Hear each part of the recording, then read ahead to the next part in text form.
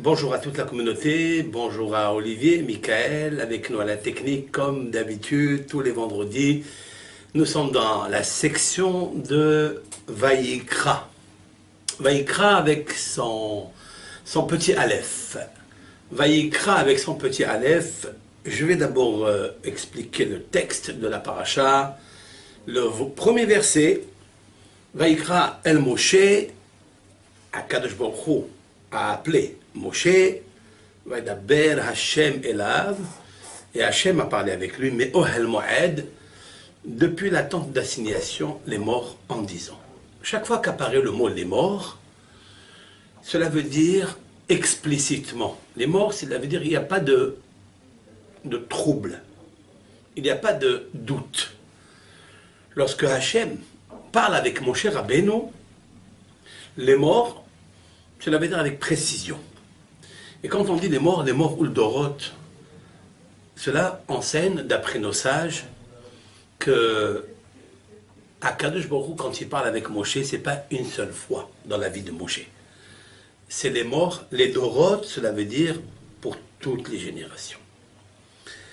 Habituellement, cette paracha, lorsque elle tombe dans une année embolismique, elle est une paracha qui révèle l'essence même de la Neshama de Moshe, puisque nous avons vécu hier, jeudi, c'est-à-dire le 5e jour de la création, la disparition de Moshe Rabbeinu. Et en fait, comme si par synchronisation, Akadosh Baruch Hu dans la paracha de Vaïkra, il va parler à Moshe en lui disant Vaïkra el Moshe. Comme si Akadosh Baruch Hu va appeler Moshe, autrement dit la Neshama de Moshe, pour quitter le corps de Moshe, pour monter El Ohel Moed.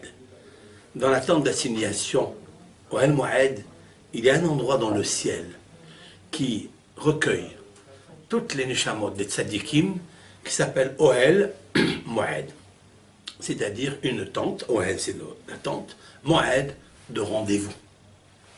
Les morts cela veut dire en disant, mais la dichotomie du mot les morts est égale à l'omar. Cela veut dire il n'y a pas d'amertume. Quel est le symbole que l'on peut ici décrocher de ce remèze, de cette allusion? Puisque nous sommes ici à Radio JM, dans l'émission Remèze, allusion. Il nous faut savoir que le Midrash, dans le Deutéronome, dans Devarim, à la fin de la paracha de Vezot HaBeracha, lorsque Akadosh Baruch Hu va décider, à la seconde près, de prendre la Neshama de Moshe, la Neshama, comme on l'a expliqué sur les ondes et sur les réseaux sociaux, à la grâce de Dieu, cette semaine, nous avons rappelé combien de discussions il y avait avec le cosmos interplanétaire. Toute la création s'est mise à trembler d'après les dires de Rabbi Yohanan, l'auteur du Talmud de Jérusalem, qui a rapporté donc dans le Midrash Rabbah, dans Devarim, et qu'il nous faut maintenant rappeler quelque chose qu'on n'a pas dit dans le cours, c'est qu'en effet, Moshe Rabbeinu, une fois qu'il a vu qu'il ne pouvait plus demander d'annuler la Kézéra, autant que Moshe Rabbeinu, de rentrer en Eretz Israël, il a demandé de devenir un oiseau. Il a demandé à Hachem, fais en sorte que je sois incarné dans un oiseau qui quitte son nid le matin pour aller dans les 4 coins du monde trouver sa nourriture, manger et revenir le soir dormir dans son nid. Voilà ce que Moshe Rabbeinu a demandé. Et Akadosh Baruch Hu ne lui a pas accordé. Cela aussi ne lui a pas accordé. Puis après, nous allons bien sûr comprendre quel est le sens profond, le sod, le secret qu'il y a caché dans cette requête de Moshe. d'être dans un oiseau. Il lui sert quoi d'être dans un oiseau? De vivre, de manger, de boire. C'est ça l'essence même du but de Moshe Rabbeinu. Si Moshe Rabbeinu ne peut pas étudier la Torah, si Moshe Rabbeinu ne peut pas enseigner la Torah, si Moshe Rabbeinu ne peut pas pratiquer les mitzvot pour lesquels un homme est venu dans ce monde, à quoi ça sert d'être un oiseau? Il est vrai que l'on peut apprendre énormément des animaux des champs. Comme il est marqué dans Job, dans le livre de Job, Malfenu me bahamot sadai. L'Éternel, donne-nous la capacité, la possibilité d'apprendre des animaux des champs.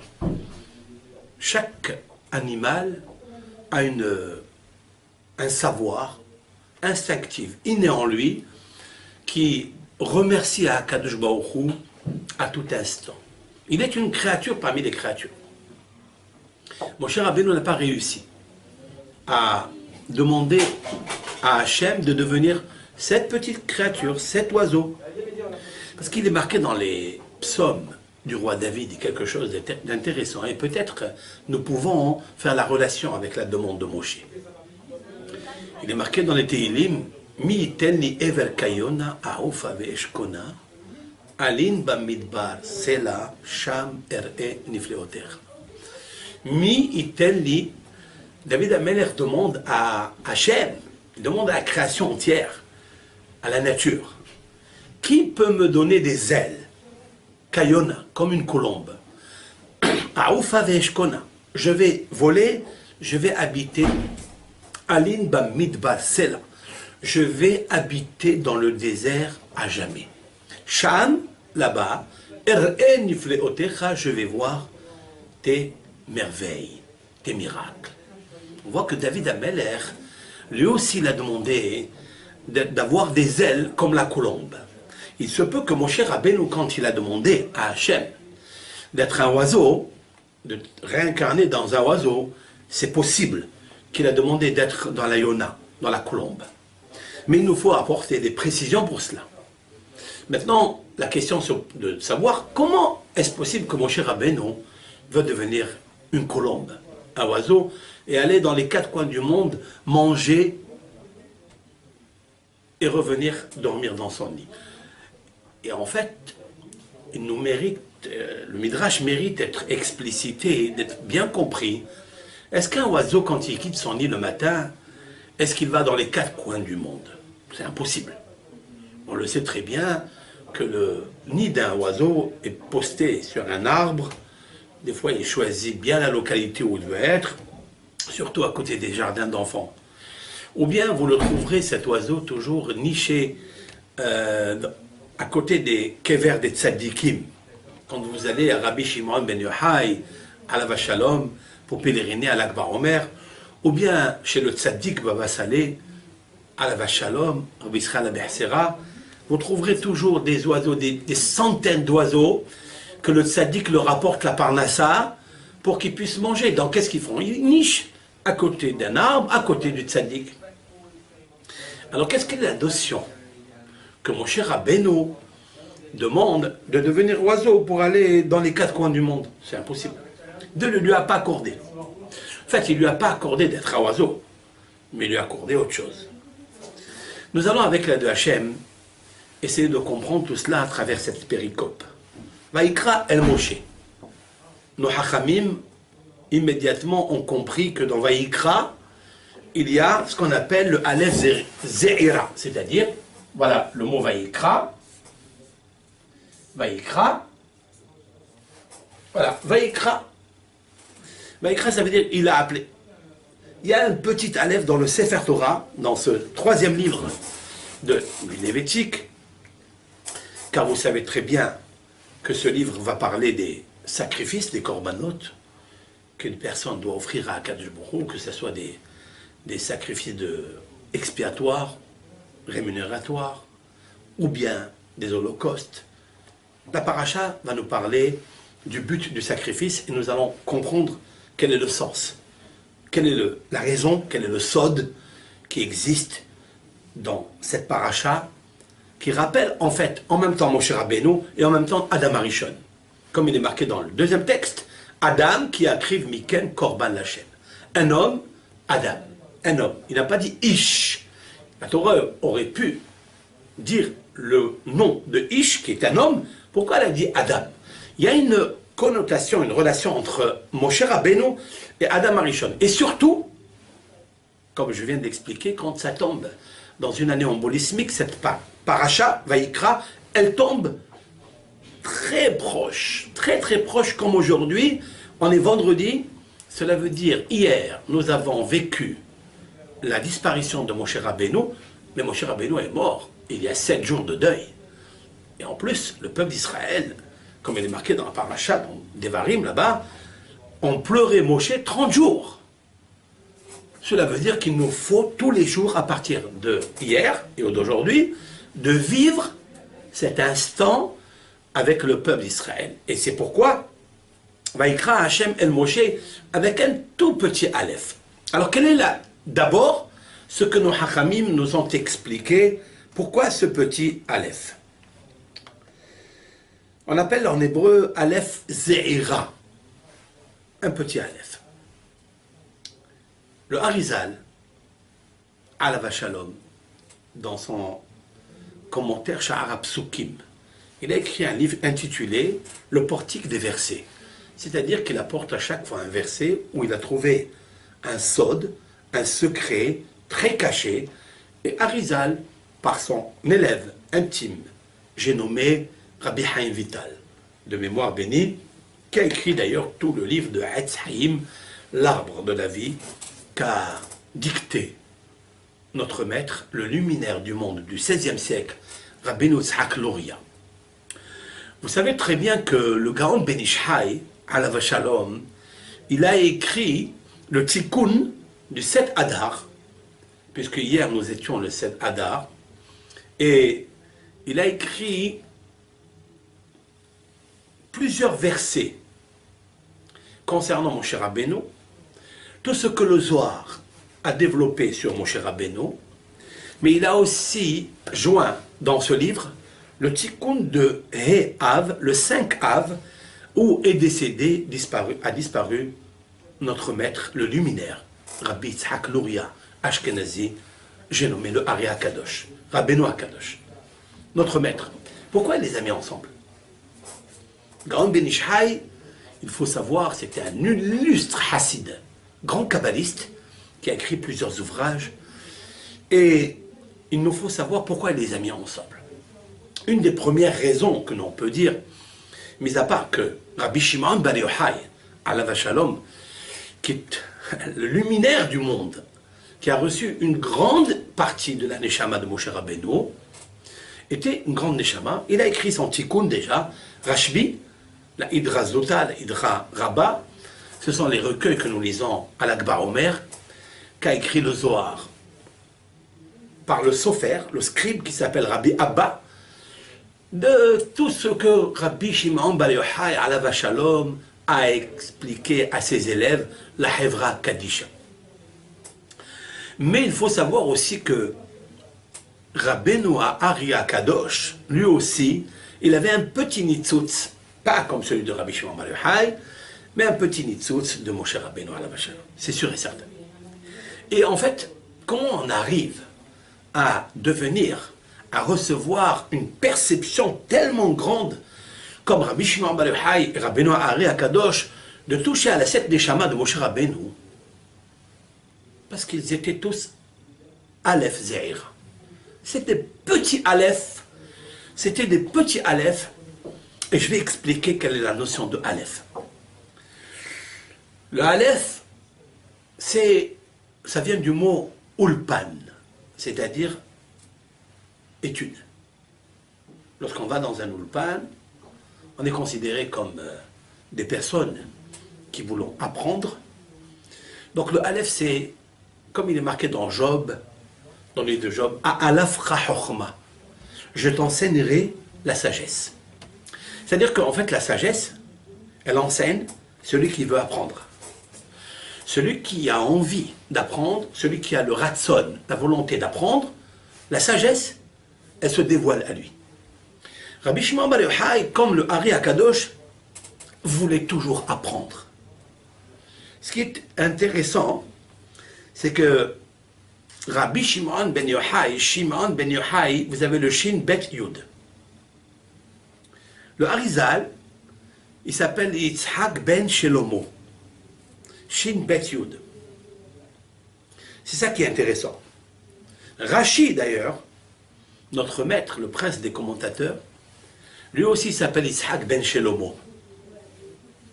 Et en fait, le Shin Bet Yud, c'est l'acrostiche, les initiales de Shimon ben Yochai, qui était un grand scribe.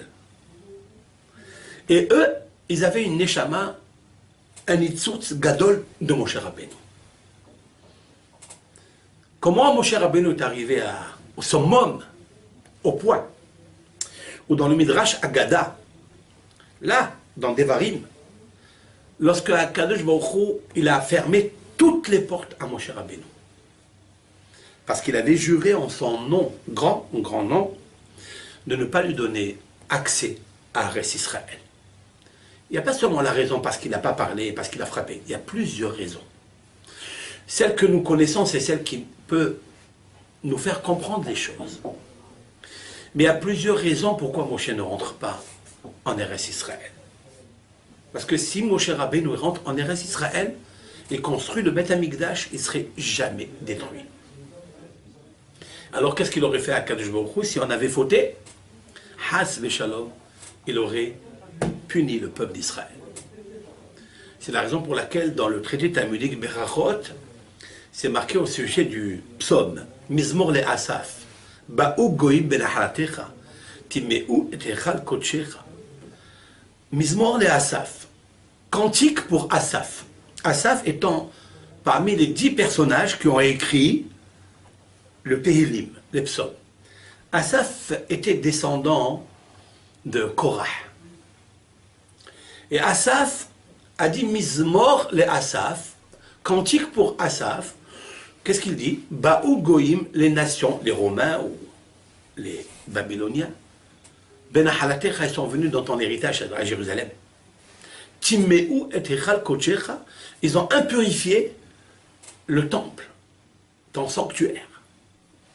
La Gemara demande, Mizmor le Asaf, ça s'appelle un cantique pour Asaf, alors que les goïms sont venus et ils ont détruit le temple. Alors qu'est-ce qu'il fallait dire? Kina mib'ale, une lamentation à Asaf. Il fallait pleurer, il fallait se lamenter que les goïms sont venus et ont impurifié, souillé ton héritage, ton sanctuaire. La Gemara de répondre. Oui, Mizmor le Asaf. Bien que les goïms soient rentrés dans le temple, ils ont impurifié toutes les huiles, ils ont purifié tout ce qui est de kodesh, de consécration. Mais il faut encore remercier Akadosh Baruch Hu. Pourquoi? Parce que lorsque l'Éternel se met en colère, il aurait pu exterminer le peuple. Et il nous faut chanter à Dieu et le remercier qu'il a saccagé, il a détruit les murs qui sont faits en bois, les tentures qui sont faites en toile, et qu'il a gardé sain et sauve le peuple d'Israël. C'est ça Mizmor le Asaf.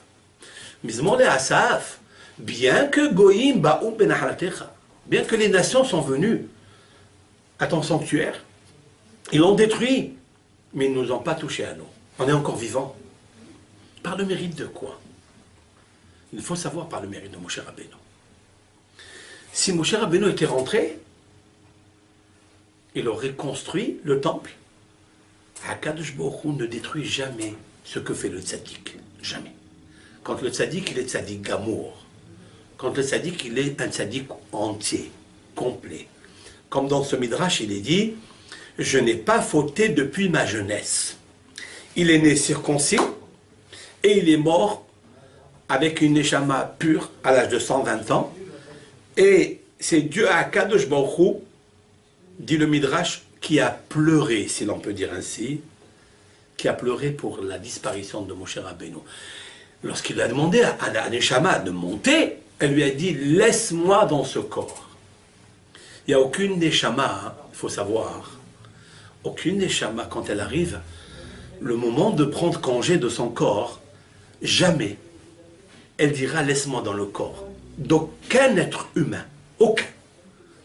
Pourquoi? Parce que le corps n'est qu'un décor. On est tous d'accord. Que la Neshama, en fait, elle a envie de quitter, prendre congé immédiatement, de retourner à son vaisseau spatial dans les cieux, dans le Ohel Moed, dans la tente d'assignation, d'où elle a été extraite. Et le corps, il va retourner au Afar, ce corps qui est très faible, ce corps qui a beaucoup d'impulsions, beaucoup d'instincts, ce cœur qui a beaucoup de ta'avot, de désirs, parce qu'il est extrait de la terre, Shoresh Anahash.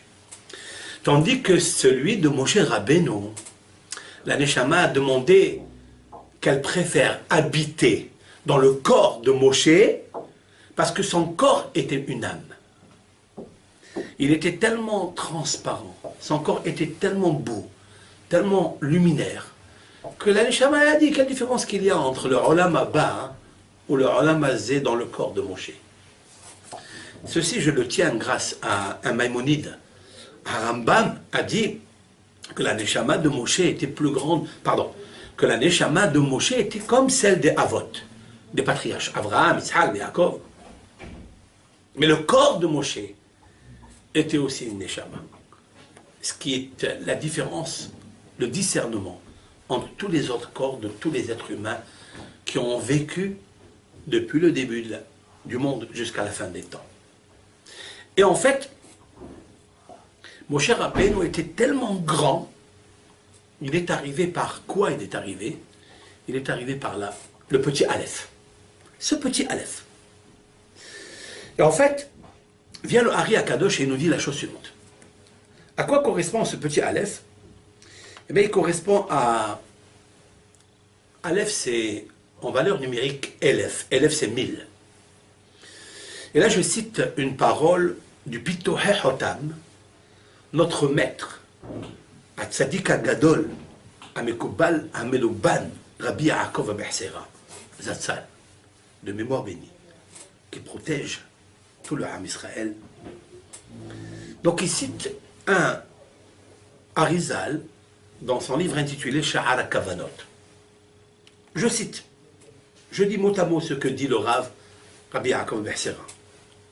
Ce Aleph-là, qui est petit, celui-là, est égal à Elef, 1000.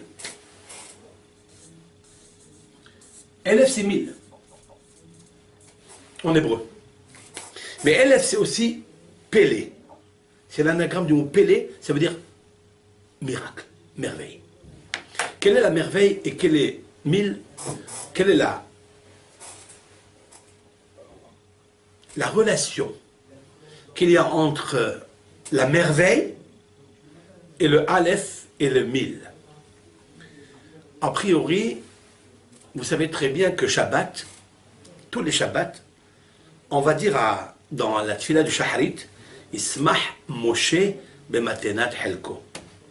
C'est dans la prière de la Hamida, le Shaharit. Je traduis. Ismah, il est content. Moshe, Sharbenu, bematenat helko. Dans le cadeau de sa part. Qu'est-ce que c'est ce cadeau? Pourquoi on le cite Shabbat? Pourquoi on ne le cite pas pendant la semaine? Il nous faut savoir, dit le Hari Akadosh, quelque chose de très intéressant. Que Moshe Rabbeinu avait son visage rayonnant, comme il est stipulé dans la Torah, Kekaran Orpanav. Son visage a rayonné.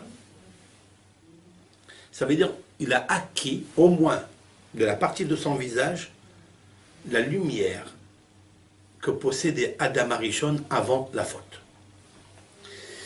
Et donc, au moins son visage, le or panav, or c'est la peau.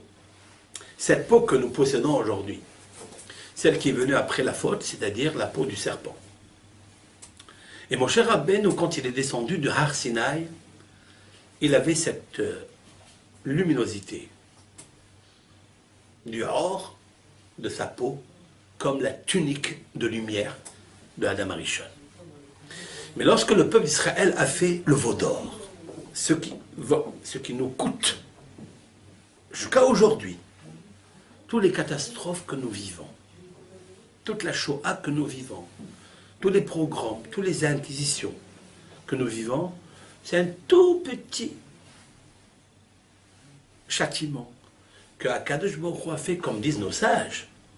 Les Hachamim ont dit que l'Éternel a pardonné à Moshe Rabbeinu lorsqu'il a plaidé pour l'innocence, pour le pardon du peuple d'Israël. Mais il faut savoir que Dieu lui a dit Biyom pokdi ufakadeti alehem hatatam. Cela veut dire que lorsque je me rappellerai, je vais répartir cette grosse punition que je devais faire maintenant par ma colère, mais je vais la répartir dans plusieurs générations. Et Moshe Rabbeinu l'a accepté. Mais comme Moshe Rabbeinu, il est dans toutes les générations, c'est ça qui est extraordinaire, quand il va être chez Mordechai, il va être chez Rabbi Shimon Bar Yochai, il y a toujours un grand tzaddik qui est un monument pour protéger comme un bouclier des Gezerot Raot. Et en fait, Moshe Rabbeinu, à ce moment-là, qu'ils ont perdu les tables de la loi, les premières tables de la loi, puisqu'il les a cassées, eh bien, sont partis 1000 lumières du visage de Moshe Rabbeinu. Moi, je dis comme ça, que s'il avait gardé les 1000 lumières qu'il a perdues, il serait entré en Eretz Israël. Il aurait construit le temple. Et le Ham Israël, il aurait vécu déjà Yemot HaMashiach. C'est sûr et certain.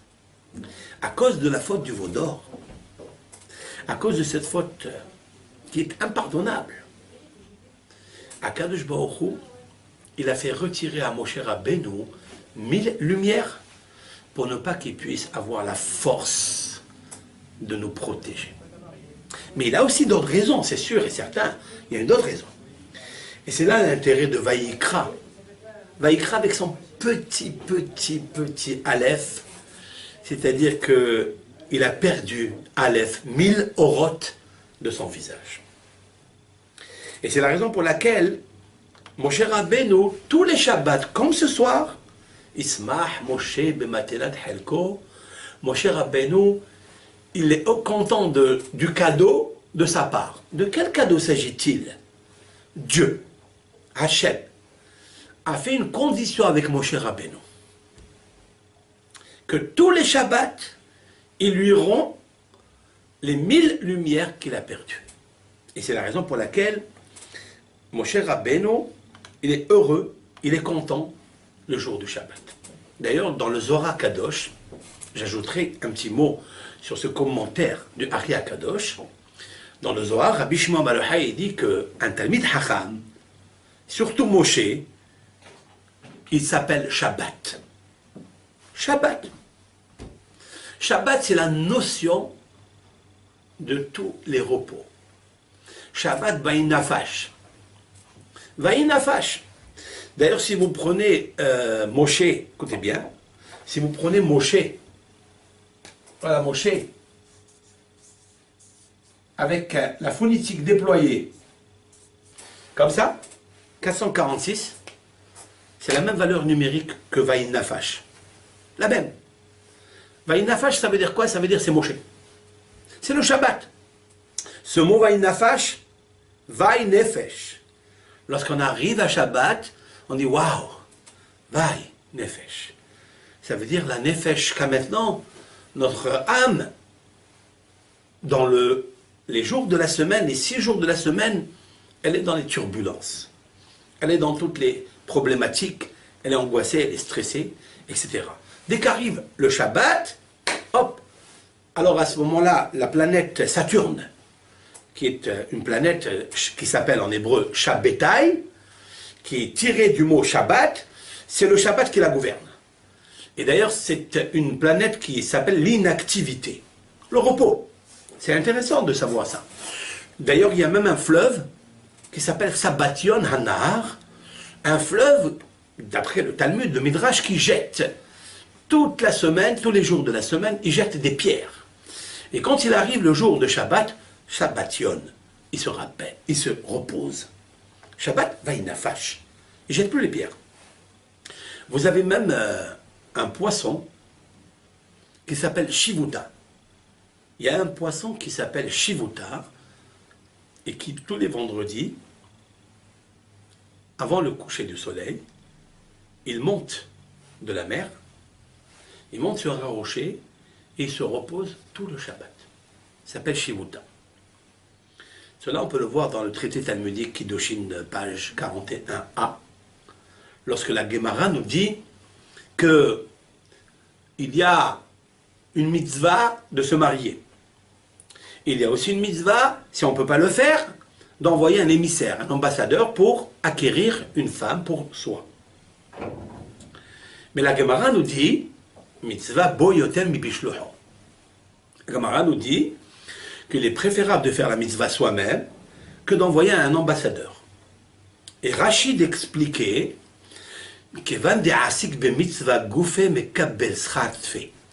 lorsque un homme s'occupe de la mitzvah lui-même, il va recevoir une grande récompense. Pourquoi? Parce que son corps, qui est un corps extrait de la terre, va s'imbiber de la lumière Kedusha qui émerge de la mitzvah. Donc quand soi-même on le fait, on reçoit plus de mérite. Ici, mérite, c'est pas seulement mérite que Hachem il va te réserver à Parnassa ou il va te réserver un bon Olam Haba, mais plus que ça, il va se sanctifier. Le Sachar, ça vient du mot Zar, ça veut dire il va être Mezaket Atzmo, il va se sanctifier. Et la Gemara apporte un exemple où on a vu que les rabbins du Talmud eux-mêmes pratiquaient les mitzvot, et malgré, bien qu'ils avaient beaucoup de serviteurs. La Gemara, elle dit qu'Egon Rava Malach Shivuta. Comme Rava étant un docteur de la Gemara, un traducteur de la Gemara, Rava, dans tout le Talmud, il n'y a pas une page du Talmud où il n'y a pas le nom de Rava. Abaye et Rava sont deux célèbres camarades qui ont étudié ensemble, et Rava était un des grands génies de la Mishnah. Rava, tous les vendredis soirs, il créait un veau, ça vaut la peine, par le biais du Sefer HaYetzira, le livre de la formation qu'a écrit Avraham Avinu d'après notre maître le Rav Hida. Ce maître, tous les vendredis, arrivé à base de Sefer HaYetzira, le livre de la formation, a créé un veau à partir de la terre vierge. Comme Akadosh Baruch Hu, il a créé le monde avec les 22 lettres de la Torah, de l'alphabet, Rava arrivait à créer un veau, et un veau très spécial, d'une douceur, dit la Gemara, eglatilta. Ça veut dire comme le bébé que l'on trouve dans le ventre de sa mère, qui la mère était aussi un veau qui était dans le ventre de sa mère, et qui lui aussi était dans le ventre de sa mère. Eglatilta. C'est-à-dire un veau troisième génération. Très intéressant. C'est d'ailleurs avec ce veau qu'on trouve dans le ventre de la maman, qu'on prend la peau et on écrit un Sefer Torah. Dans la halakha, dans Siman Lamed Bet, dans Shulchan Aruch, ça s'appelle shlil. Mais un shlil, ça veut dire c'est comme le placenta, mais ça veut dire très velouté, comme du velours. Et Rava faisait ça. Rava Melach Shivuta. Rava, il salait Shivuta. C'est quoi Shivuta? C'est le poisson. Kanir il me semble que Rava, il connaissait le secret de ce poisson qui sortait le vendredi de la mer, parce qu'arrive le jour du Shabbat, il allait se poser sur un rocher, et Rava connaissait l'endroit de ce Shivuta, il le prenait, il l'amenait chez lui à la maison, il le salait pour le manger les repas de Shabbat. Qu'est-ce qu'on veut dire? Qu'est-ce que ça veut dire quoi? Ça veut dire que même un poisson, nous sommes dans le signe du poisson, puisque nous sommes Adarbet, Dagim. Nous avons parlé énormément des enrichissements, des enseignements, des sodotes qui sont écrits dans le Dagim. Mais ici, il y a une connotation, une résonance un peu plus profonde. Cela veut dire qu'il prenait le poisson du Shabbat, qui montrait le témoignage que Akadosh Baruch Hu existe, et qu'il faille le respecter, il le salait et il le consommait pour qu'il le rende une neshama. Parce que quand on consomme des aliments, ces aliments, mis à part, qui vont se transformer en sang, il va y avoir une partie qui va être rejetée, mais il y a toute une partie qui va se sacraliser, et elle va monter et devenir une partie de la Nefesh Eliona, qui s'appelle Vaïnafash. Ça veut dire qu'on lui donne un repos. Étant donné que ce poisson va se reposer l'Ichbod à Kadosh Baruch Hu, alors on lui donne un repos qui se transforme en Nefesh chez le Adam. Moshe Rabbeinu, qui est né dans le mois du poisson, 7 Adar, c'est un Nefesh qui se repose dans toutes les générations. Et le jour de Shabbat, on lui redonne le Nefesh qu'il a perdu. On lui redonne, c'est pour ça qu'on dit Smah Moshe b'Matanat Halko. Et c'est ça le Aleph Zéria. Akhlbouk lui dit, écoute mon fils Moshe, je vais t'appeler, et tu vois, tu as perdu le Aleph, hein, à cause de mes enfants, à cause des bénis Israël. Mais les bénis Israël, qu'est-ce qu'ils ont fait pour que tu perdes cela? C'est 1000 lumières. Qu'est-ce qu'ils ont fait? Ils ont fait le Hegel. Le Hegel est considéré comme l'idolâtrie. Voici tes dieux Israël, il est marqué au sujet du Hegel. Donc ils ont fait Avodazara. Le jour du Shabbat, c'est un jour qui équivaut à toutes les mitzvot de la Torah. La Gemara nous dit que celui qui observe le jour du Shabbat, même s'il fait l'idolâtrie comme la génération de Enoch, on lui pardonne. Parce que le jour de Shabbat, il est considéré l'unicité de Dieu, il est considéré aussi toutes les mitzvot de la Torah. Maintenant, je comprends pourquoi, à travers cela, pourquoi Moshe Rabbeinu, alav Shalom, quand il a réuni le peuple d'Israël dans Parashat, quelques parashotes précédentes, dans Parashat Vayakel, Moshe et Kol Adad Ben Israël, Moshe Rabbeinu va réunir tout le peuple d'Israël avec un programme. Impossible de réunir le peuple d'Israël là où il est, mais avec un programme et un projet, oui. Qu'est-ce qu'il leur a dit, Moshe Rabbeinu? Il fallait construire le Mishkan pour réparer la faute du veau d'or. Parce que dans le Mishkan, on va ramener la Shekhinah pour résider. Que la Shekhinah que vous avez fait envoler à cause de faute.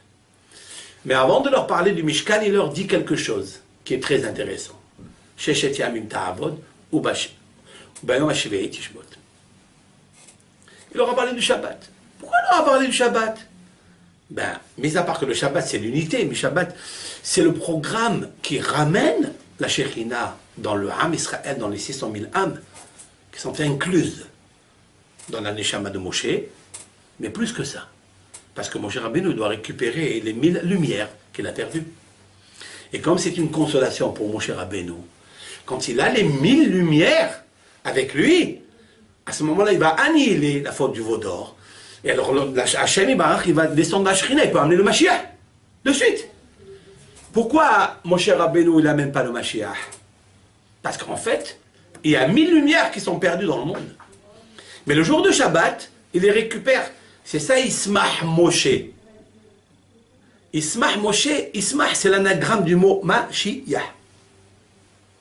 C'est-à-dire que quand Moshe Rabbeinu, il est heureux, c'est le jour de Shabbat. Si on veut lui faire plaisir à notre maître, Moshe Rabbeinu, on veut lui faire un beau cadeau, dit la Gemara, que le peuple d'Israël tout entier protège 2 Shabbatot. Que 2 Shabbatot. Alors Mashiach vient. Miyad. Miyad, ça veut dire de suite. Pourquoi? Parce que le Shabbat, c'est l'unité de Hachem. C'est la résidence de la Shekhinah. C'est l'unité du Ham Israël. Mais c'est plus que ça. C'est de récupérer les 1000 lumières de Moshe Rabbeinu. Si on récupère les 1000 lumières de Moshe Rabbeinu, c'est sûr et certain que Mashiach vient. Et c'est pourquoi, Akadosh Baruch Hu, il dit à Moshe Rabbeinu, Vaikra El Moshe. Vient Rabbi Yaakov Be'sera, de mémoire bénie, il ajoute quelque chose de beau. Si vous prenez Vaikra El Moshe, la valeur numérique avec les lettres, ça veut dire que nous avons Vaïkra, 5 lettres. El, encore 2, ça fait 7. Moshe, ça fait 3, ça fait 10. 10 lettres. Plus Vaïkra El Moshe est égal. Shabbat. C'est le nom de Shabbat. C'est-à-dire que Moshe Rabbeinu, il vient d'être dans cette paracha, en tous les cas, même qu'il a disparu hier. En fait, il n'a jamais disparu, Moshe Rabbeinu. Vaïkra, Hachem El Moshe. Bien que Hachem, il ait appelé Moshe de monter dans son Ohel Moed, là-haut, dans la tente d'assignation où il va être réuni avec les grands tzadikim, les patriarches. Eh bien, il est très intéressant de savoir que, j'ajouterai, que Vaïkra El Moshe, si vous regardez la fin des mots, Vaïkra Aleph, Lamed, dans El, Moshe, Aleph, He, Lamed, Ohel. Ohel, c'est quoi? C'est la tente. La tente, une tente.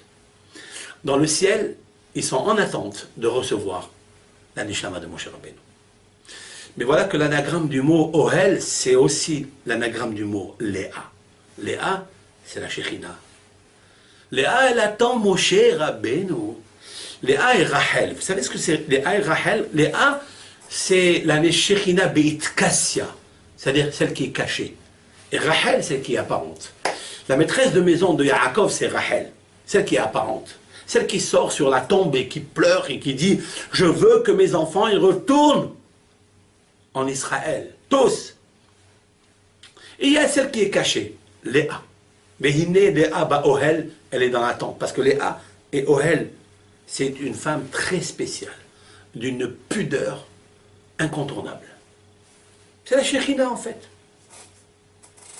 Si on ajoute juste le Yud et le Vav, de Vayomer ou de Vaïkra, ici, Vaïkra, le Vav, Va, Yikra, Vaï. Si on l'ajoute sur Ohel, ça fait Eliaou. Eliaou, c'est celui qui est Mevaser et Agioula, qu'on appelle dans Ésaïe, Raglé Mevaser. C'est celui qui va marcher sur les montagnes pour annoncer, sur les montagnes de Jérusalem, là-bas, comme il est marqué, Yerushalayim, Harim, Savivla. Yerushalayim, les montagnes sont autour d'elle. Vadonai, Savivla Hamo. Et l'Éternel, il entoure son peuple. Il y a un avis viendra, Manavo ale Harim, Raglé, Mevaser, Be'azat Hashem, l'Am Israël est en train de se préparer, tous les Gdolim, tous les grands de notre génération, tous les grands qu'on connaît dans notre génération, disent que nous sommes dans la période des contractions de la venue du Mashiach. Et ça se prouve, on le voit, que l'Am Israël il est en train de revenir à Hachem. Il faut une teshuva. Mais comme j'ai expliqué au nom de Rabbi Haim Ben Attar, dans un de mes cours, avec l'aide de Hachem, Behazde Hachem ou Bishuato, que Rabbi Haim Ben Attar a dit que Moshe Rabbeinu apparaîtra à la seule condition. D'abord l'unité du Ham Israël, et en plus l'étude de la Torah. Lorsqu'on va renforcer l'étude de la Torah,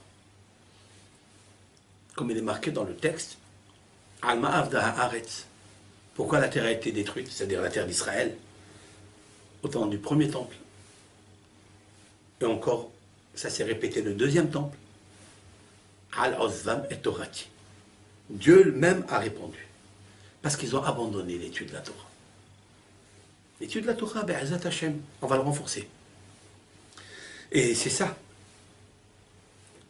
Lorsque le Hafez Haïm a écrit son livre classique, le Mishnah Brura, qui est répandu dans le monde entier.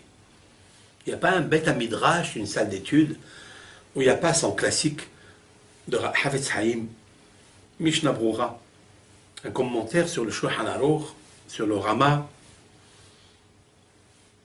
incroyable, d'une précision. Il a mis 22 ans pour le faire, comme les 22 lettres de l'alphabet. Quand il a fini son livre, il a levé les yeux à Hachem. Il a prié à Kadosh Baruch Hu, il lui a dit merci Hachem Yitbarach.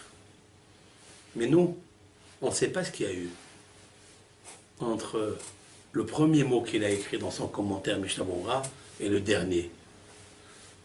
Dieu préserve. Il a perdu un enfant et une fille au milieu. Il a perdu un fils qui était le génie de la génération. Et le jour de son hesped, et son funèbre, il a dit « Satan, Satan, force du mal, tu veux m'empêcher d'écrire ce que va être plus tard le Mishnah Berurah, qui va entrer dans toutes les maisons, dans tous les Beth Midrash. Il va éclairer tous les tzaddikim au monde, toutes les maisons, tous les bénis Israël, tous les bénis Israël. Tu ne mourras pas. Bah, il a fini son 3e livre, sur le Chot Shabbat. Et puis après, quand il arrive au 5e livre, il perd une fille. Et quand il la perd? Le jour de la Choupa, son mariage. Ça peut affaiblir le Havetz Haïm, ça peut le décourager, ça peut lui donner une Agmat Nefesh tellement grande qu'il va s'arrêter d'écrire. Havetz Haïm, Alav Shalom, Aved Hashem, celui qui était serviteur de Hashem Barach. Il a dit je continuerai. Combien de zérout il a donné à sa fille, combien de zérout il a donné à son fils? C'est incommensurable. S'il avait arrêté, Hazve Shalom. Ça c'est des grands. Ça c'est des grands. Ça c'est Moshe Rabbeinu qui est incarné en eux. C'est des vrais tzadikim qui ont protégé le monde. Ce même Rav, il sortait tous les vendredis avec un habit de Shabbat. Il essayait d'accueillir la Kala, Shabbat Shalom, les Chadodi, les Krat Kala. Comme le Harizal, il faisait autant, comme dans la Gemara, il sortait dans les champs pour accueillir la Shekhinah, qui est le Shabbat. Mais en fait, il y a plus grand que ça.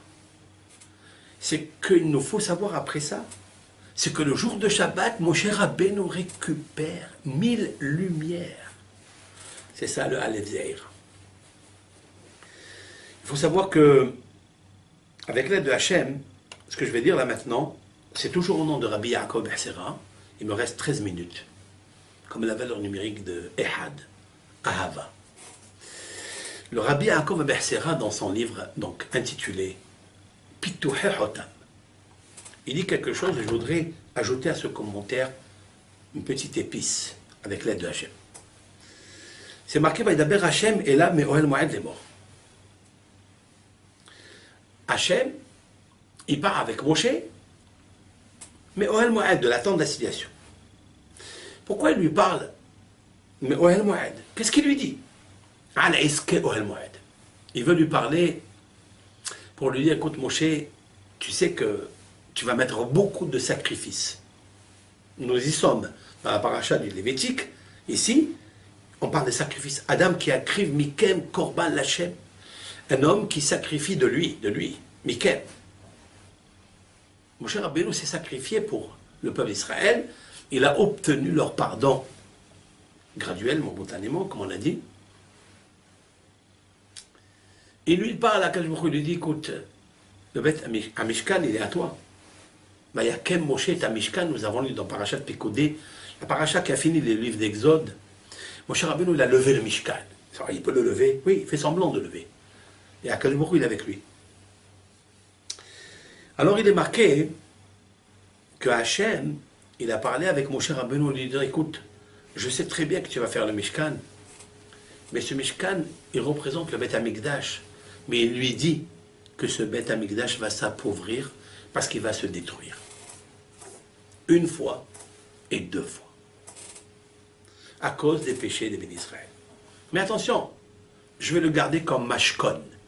Mashkon, Mishkan, ça vient du mot Mashkon. Mishkan, ça veut dire sanctuaire. Mais Mashkon, ça veut dire un gage. Il est en gage chez moi. Mais toi, engage-toi comme il faut.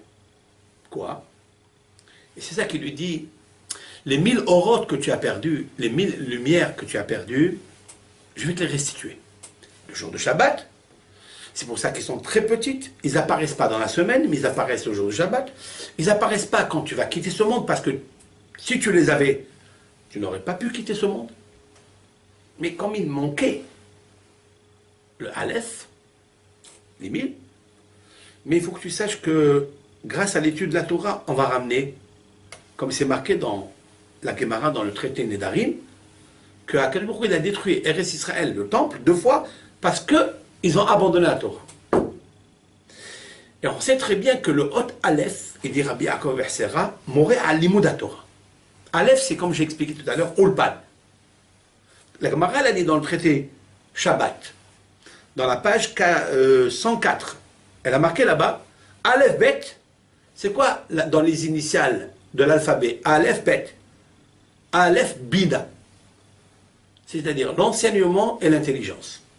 Ça veut dire les lettres de la Torah, c'est pas seulement Aleph Bet, ils veulent dire quelque chose de plus élevé, qui dépasse l'entendement de l'être humain, l'esprit de l'être humain, qui est très petit d'ailleurs.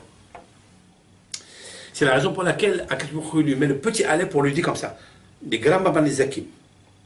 Qui a provoqué que Moshe Rabbeinu, tu as perdu le petit Aleph, c'est-à-dire 1000 lumières, parce qu'en effet, le peuple d'Israël n'a pas étudié la Torah. Mais il lui dit la chose suivante, et suivez bien. Vaïkra el Moshe, notre maître Rabbi Yaakov Bersera, dans Pituch Hotam, toujours, il a dit que c'est la même valeur numérique que Smach Moshe. Sois content, Moshe. C'est incroyable. D'après ce que je viens de dire tout à l'heure, que Moshe, il récupère le jour du Shabbat les 1000 lumières, Ismah Moshe Bematenat Helko, eh bien le Rav Yaakov Bersera fait rentrer cette allusion dans Vaïkra el Moshe. Avec le petit Aleph, quand même il lui dit, même que je vais détruire le temple. Le Aleph c'est l'Ulpan, le Aleph c'est la Torah. À cause de l'étude de la Torah, les 2 temples vont être détruits. Qu'est-ce que ça veut dire? Ça veut dire que quand il n'y a pas l'étude de la Torah, alors on est capable de faire toutes les autres erreurs du monde.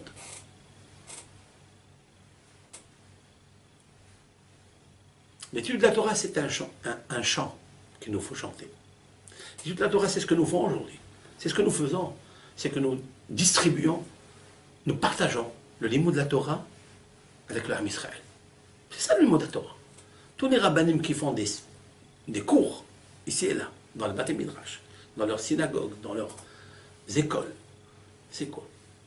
C'est de faire le tikkun, la réparation, pour donner à Moshe Rabbeinu, celui qui nous a donné cette Torah, de lui récupérer les lumières qu'il a perdues. Si il récupère les lumières qu'il a perdues, alors Samah Moshe, il sera compté en Moshe, mais c'est plus fort que ça. Meshach Moshe. Meshach vient du mot Mashiach, il dit Rabbi Yaakov Bersera. D'où on le voit, ici c'est un Zohar HaKadosh. Un Zohar HaKadosh, il dit, concernant le verset dans l'Ecclésiaste. Il y a marqué un verset dans l'Ecclésiaste, Aleph Tet. Quoi? C'est marqué Ma Shehaya Hu Shehiye. David, le roi Shlomo, de mémoire bénie, dit Ma Shehaya, ce qui était, Hu Shehiye, c'est ce qu'il y aura. Ma Shenaasa Hu Shehase. Ce qui a été fait, c'est ce qui se fera. L'explication simple du texte, d'après Rashi et le Radak, Rabbi David Kimhi, qui est un célèbre Mefaresh, commentateur de sens simple, midrashique aussi, ils disent comme ça, celui qui viendra te dire, il y a une invention telle ou telle, sache qu'elle existe sous le soleil. En hadash tahadash shamesh. Il n'y a pas de nouveauté dans le monde. Et si tu penses maintenant, aujourd'hui, on est au 21e siècle, et on pense que c'est nouveau, c'est parce que tu as oublié. Tu as oublié qu'elle était déjà, tu ne te rappelles pas, tu n'étais pas dans les vies antérieures, c'est-à-dire dans ce monde, hein, je parle.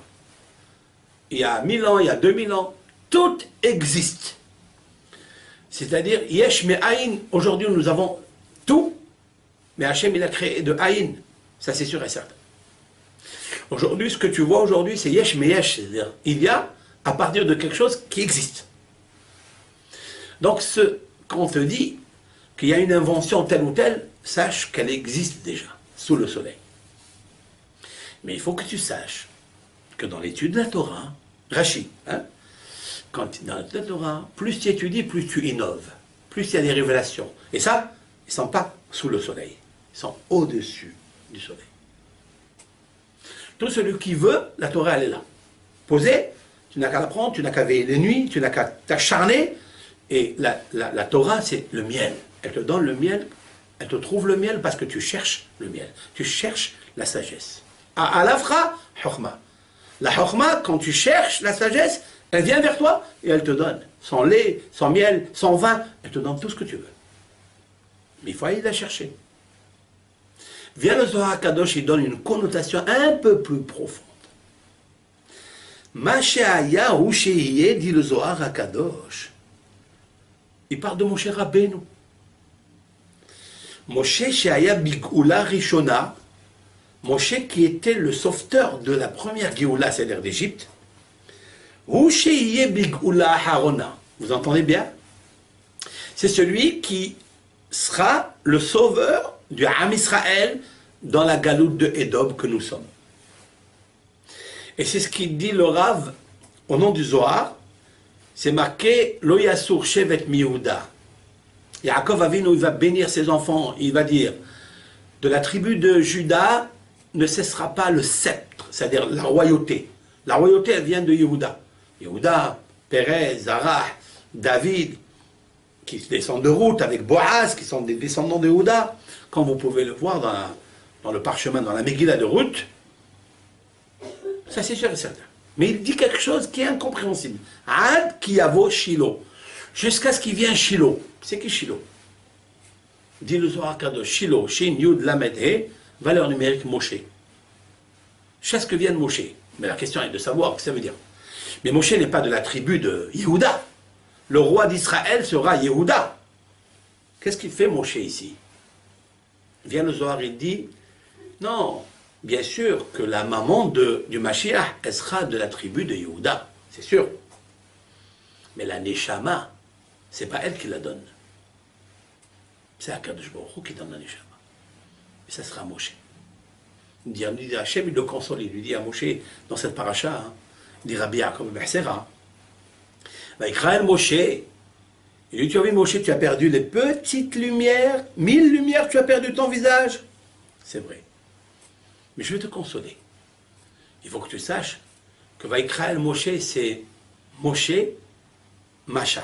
C'est lui qui va être oint, c'est-à-dire Saneshama sera oint dans le Melech HaMashiach qui sera de la tribu de Yehuda. Moi je voulais dire avec l'aide de Hachem, Mashiayahu, c'est écrit dans le texte lui-même de l'Ecclésiaste. Mashiayahu Shehiye. Les initiales, Mashiayahu, c'est Rachet Evot Moshe.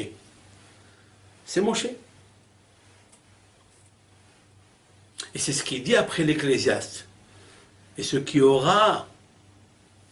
a été fait, se fera. En hadash tahat hashemesh, écoutez bien. En hadash, il n'y a pas de nouveau, tahat hashemesh, sous le soleil. Qui est le soleil? Le soleil, c'est Moshe. Parce que le visage de Moshe, dit le Talmud, Pene Moshe, qui pene Hama. Le visage de Moshe, c'est le même visage, le même rayonnement qu'a le soleil. D'ailleurs, il est un psaume dans les... D'ailleurs, Hashemesh, si vous regardez bien, Hashemesh, c'est les lettres Moshe. Hashemesh. C'est Moshe. En Hadash. Il n'y aura pas une Neshama nouvelle comme celle de Moshe Rabbeinu. Dans le psaume 72, il est marqué Lifne Yareach. Lifne Yareach. Comment c'est marqué là-bas? Lifne Shemesh. Regardez dans le texte, je n'ai pas en mémoire le texte, mais vous regarderez que la fin des mots de ce psaume-là, qui parle de Shlomo Amelech, qui parle de David et de Shlomo, c'est-à-dire David était le roi, qui va donner donc le sceptre à son fils Shlomo. Et là-bas, il parle du Mashiach. Ce texte, il parle du Mashiach, que tous les peuples vont se prosterner à lui. Psaume 72. Bon, regardez dans ce texte-là, vous trouverez les initiales du nom Mashiach dans ce texte. Et il parle de l'Ifné Shemesh. Shemesh, c'est Moshe. Comme il a comparé, le seul qui comparait au Shemesh, c'est Moshe. Il y a aussi quelqu'un qui est comparé à notre patriarche, c'est Yaakov Avinu. Mais Yaakov et Moshe sont de facto liés ensemble. D'où on le sait, Moshe. Dans Parashat Vezata Beracha, il a dit Torah tziva lanu Moshe, Morasha kilat Yaakov. Il a associé l'assemblée de Yaakov, Avinu, avec la Torah de Moshe. Et lorsqu'il y aura, si Dieu veut, la Torah de Moshe, il y aura la Kila de Yaakov. Que tout le Ham Israël va être rassemblé pour aller en Eretz Israël, alors viendra la Neshama de Moshe, avec ses 1000 lumières qu'il a perdues, grâce à l'accomplissement de l'observance par tous les bénis Israël du Shabbat, parce que c'est Shabbat que Ismah Moshe, Bematanat Halko. Et Ratson, que Akadosh Baruch Hu nous donne la possibilité de faire une grande teshuva. Et rapidement, une belle teshuva. Be'ezrat Hashem. Nous avons juste une minute avant que je termine. Nous avons sur les ondes annoncé l'inscription, tout le groupe que nous sommes, d'un Sefer Torah qui est parti donc de 7 Adar hier. Le 7 Adar, au nom de Moshe Rabbeinu alav shalom. Parce que pendant 30 jours, on est obligé de parler de lui, puisque le peuple d'Israël a pleuré Moshe. Et Akadosh Baruch Hu lui a dit, tu ne rentreras pas en Eretz Israël. Pourquoi? Parce que tu n'as pas sanctifié mon nom. Tu as parlé, pardon, tu as frappé au lieu de parler. Et donc, on s'est dit, pourquoi pas? On fait tous, et toutes, dans les 4 coins du monde, un Sefer Torah. Maintenant, vous comprendrez pourquoi hein, le Havetz Haïm, il a dit, quand il a fini son livre, il a dit à ce mécène qui est venu lui dire, écoute, moi je vais te payer toute l'édition de ce livre. Le Havetz Haïm de l'arrêter lui dit non. Je sais que mon livre va être lu par tous les bénis d'Israël. Je voudrais que tout le peuple d'Israël, toutes les Neshamot, participent à ce livre. Il est venu quelqu'un nous voir et dit, moi je vous paye le Sefer Torah. Je lui dis non. Non. C'est tous les bénis d'Israël qui vont payer le Sefer Torah de Moshe Rabbeinu. Moshe Rabbeinu représente toutes les Neshamot. Pourquoi? Toi tu veux prendre le Sefer Torah, achète des lignes, achète 1 kilomètre de lettres. Les lettres, d'après le comité, ils ont fixé à 2 € la lettre. C'est la modique somme pour pouvoir être inscrit par ce mérite, le Sefer Torah de Moshe Rabbeinu. Je ne sais pas ce que ça va donner, mais en tous les cas, c'est le vouloir. C'est le raison de faire plaisir à Moshe Rabbeinu. Maintenant, vous comprendrez pourquoi Moshe, je termine avec la question que j'ai posée au départ. Pourquoi Moshe Rabbeinu a demandé à Dieu, Hachem, fais-moi réincarner dans un oiseau. Comme cet oiseau, il quitte le nid le matin pour aller dans les 4 coins du monde pour aller manger et revenir dans son nid, fais-moi aussi pareil. Mais qu'est-ce qu'il voulait de ça? Vous savez ce que ça veut dire les 4 coins du monde? C'est le béni Israël. Parce qu'en fait, Moshe Rabbeinu, il représente l'oiseau, qui est la Neshama. Les 4 coins du monde. Il a dit à Hachem, s'il te plaît, même quand je quitte ce monde, fais en sorte que le béni Israël s'associe pour sanctifier le nom de Hachem dans les 4 coins du monde. Avec 2 petits euros pour acheter une lettre qui fait lettre et fait apparaître la dimension de Moshe Rabbeinu. Et Ratson, qu'Akadosh Baruch Hu, voilà, on écoute, tout celui qui voudra participer à cette noble et mérite action, d'avoir la beracha. Tous les renseignements sont sur donc, notre site que nous diffusons tous les jours, toutes les semaines. Au Hachem, une grande écoute, une grande participation d'Am Israël, et il y a beaucoup de lumière des 1000 lumières qu'il a perdues, Moshe, qui sont en train de se récupérer grâce à tous les shiurim que font les rabbanim dans le monde, Ashrehem et Ashrei Halkam, que Hachem les bénisse, que Hachem leur donne toute la force de continuer à faire ces shiurim pour ramener le Ham Israël au vaisseau spatial.